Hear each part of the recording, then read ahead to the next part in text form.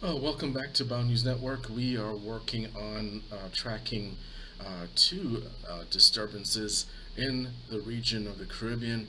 We're looking at remnants of Fred here, and as we anticipated, as it actually skirted along the northwest coast of Cuba, it actually disintegrated almost. And we do see that it's possibly going to be reintegrating into a tropical storm sometime on Sunday. But eventually a depression, and once again in the early morning of Sunday, and then make its way towards Mobile, Alabama, the Panama City, Pensacola region.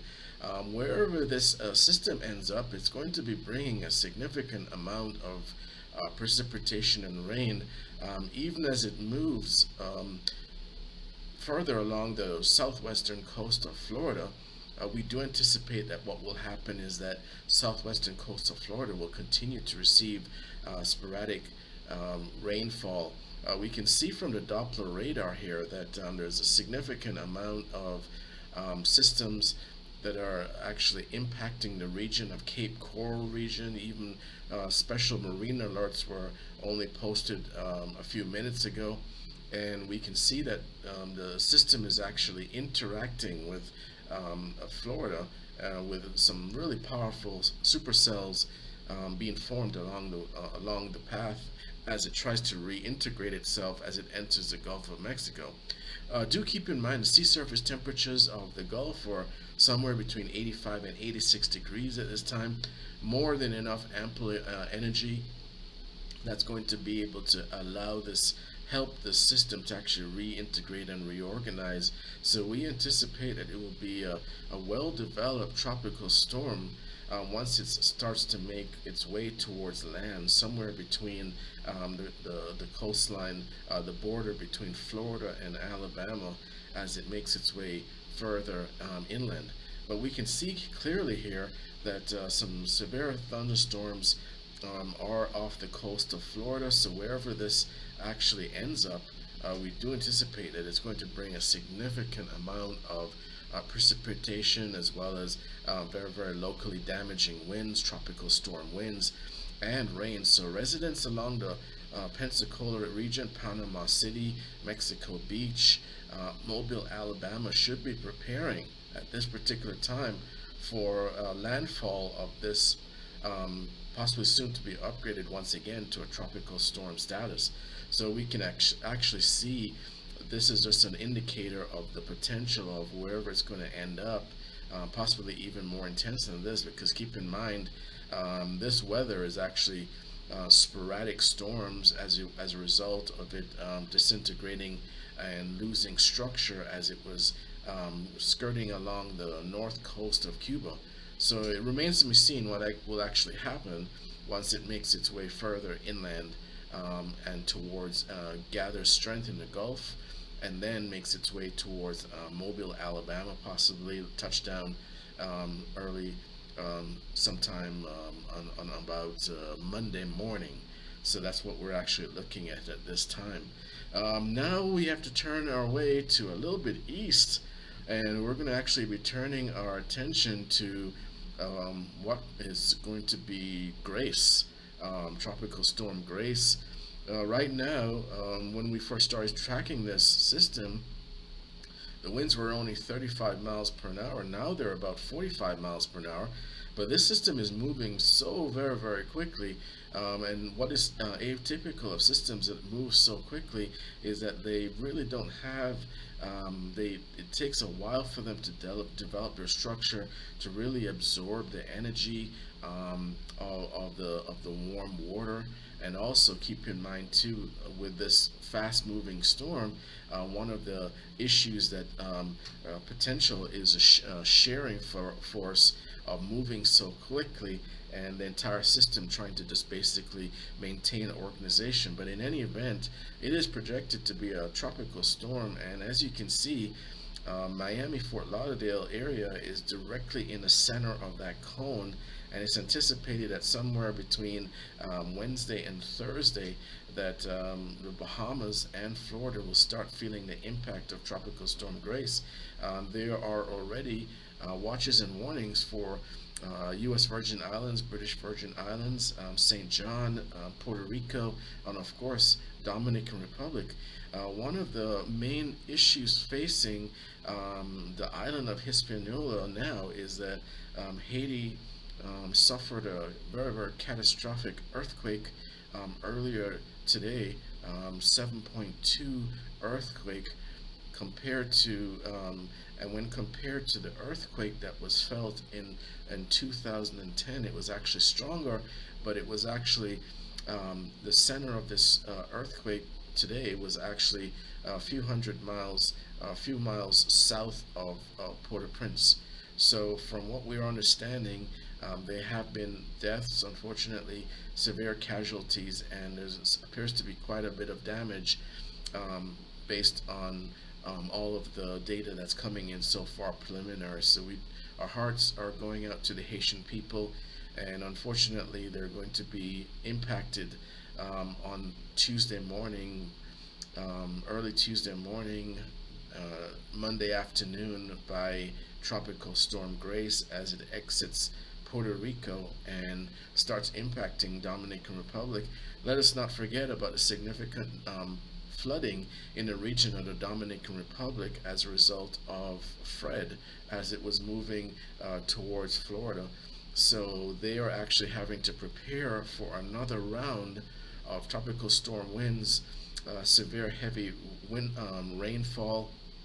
Based on the structure of Grace, potentially it could be more severe rainfall with this round with Grace. So we are thinking of those who are in Haiti, also Puerto Rico. Keep in mind, they have never fully recovered from Hurricane Maria back in 2017.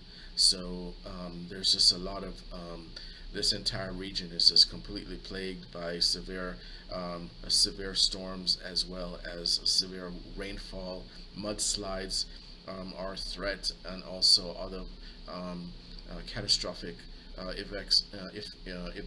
effects of having a tropical storm move through the region. So we do have them on our scope. We are hoping that within the next few hours we'll be able to tune in to the Doppler radar station TJUA in Puerto Rico and get a glimpse of Tropical Storm Grace so that we can at least get an idea of what is to come as it makes its way through the into the Leeward Islands area, northern Leeward Islands, Puerto Rico region, and as it sets its sight on Florida. Based on the cone, which is still relatively uncertain, but keep in mind it's moving so quickly that by the time we turn around on Tuesday or Wednesday, we're going to be dealing, ladies and gentlemen, with another tropical storm moving towards the United States. And so we will have to be concerned about the impact of the remnants, or well, soon to be possibly upgraded Tropical Storm Fred, which will impact the region of northern Florida on late Monday night, Tuesday, and then we have to be concerned with Tropical Storm Grace moving towards Florida once again on impact is going to start to be felt midday Wednesday, Thursday morning. So we are very, very concerned about what's going to come. As far as the continental United States is concerned, as we continue to monitor the remnants of Fred as well as also the Tropical Storm Grace, we are looking at what is to be some severe weather in the region of Nebraska as well as various levels of threat in the region of Arizona as far as scattered thunderstorms, and we're also looking at in the slight marginal risk for the region of Virginia, Richmond, Virginia, Newport Beach, Virginia, as well as Hampton, Virginia, and also we're looking at for New York, Philadelphia, Phoenix, as we mentioned, Baltimore, Maryland, and Charlotte, North Carolina, to be in a marginal risk for scattered thunderstorms, as well as locally damaging winds as well as possibly hail. But we do see that area in Florida that's marched off also for potential thunderstorms as a result of the remnants of Fred, which is a pretty wide disturbance impacting the southeastern as well as southwestern region of Florida as it makes its way further into the Gulf of Mexico, picking up a lot of that energy.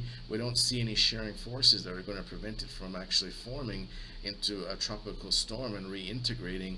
So residents of the region of Alabama, as well as Panhandle of Florida, should be getting ready for the remnants of Fred, soon to be upgraded to possibly tropical depression Fred and tropical storm Fred, while we wait to see exactly where tropical storm Grace is going to do as it makes its way towards Puerto Rico and the Dominican Republic.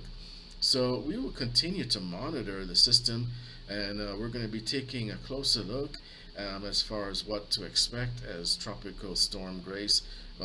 Many meteorologists are very, very concerned about Grace, especially the path that it has taken, because even though it's going to impact with the landmass of Hispaniola, with all of the mountainous region there, it doesn't. We do anticipate that it will continue with some reasonable strength towards the state of Florida as it makes its way towards the continental United States.